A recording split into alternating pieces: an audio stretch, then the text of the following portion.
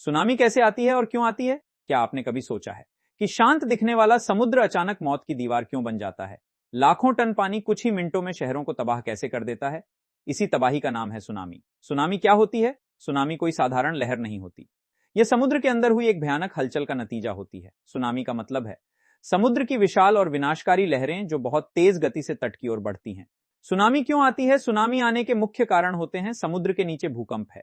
जब समुद्र की गहराई में टेक्टोनिक प्लेट्स आपस में टकराती हैं या एक प्लेट दूसरी के नीचे धंस जाती है तो इस टकराव से बहुत सारी ऊर्जा निकलती है, जिससे यही ऊर्जा पानी में वेव पैदा कर देती है जो बड़ी लहरों को पैदा कर देती है और बन जाती हैं भयंकर सुनामी लहरें। ज्वालामुखी विस्फोट। समुद्र के अंदर या पास अगर ज्वालामुखी फट जाए तो विस्फोट से पानी तेजी से विस्थापित होता है और सुनामी पैदा हो सकती है। भूस्खलन से कभी कभी समुद्र के नीचे या समुद्र किनारे जमीन का बड़ा हिस्सा अचानक गिर जाता है। यह भी समुद्र के पानी को तेजी से धकेल देता है और सुनामी बन जाती है। उल्कापिंड का टकराना।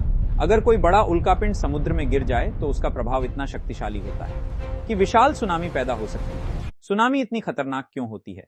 समुद्र के बीच में सुनामी की लहरें छोटी दिखती हैं, लेकिन उनकी गति 800 किलोमीटर प्रति घंटा तक हो सकती है। जैसे जैसे ये लहरें तट के पास आती हैं, इनकी ऊंचाई 10 से 20 मीटर, यहां तक कि 30 मीटर तक पहुंच सकती है और फिर सब कुछ बहा ले जाती हैं। सुनामी आने से पहले संकेत: समुद्र का पानी अचानक पीछे हट जाना, जमीन का तेज कंपन, समुद्र से अजीब गर्जना की आवाज, ये सभी सुनामी के खतरे के संकेत हो सकते हैं। अगर सुनामी आए तो क्या करें? तुरंत ऊंची जगह की ओर भागें, समुद्र तट से दूर रहें, सरकारी चेतावनियों का पालन करें। एक सही फैसला हजारों जिंदगियां बचा सकता है। प्रकृति बेहद खूबसूरत है, लेकिन जब वह नाराज होती है तो उसकी ताकत इंसान की कल्पना से भी परे होती है। अगर आपको यह वीडियो पसंद आया हो तो लाइक, शेयर और सब्सक्राइब जरूर करें। मिलते हैं एक और रोचक विज्ञान कहानी के साथ। Thank you for watching.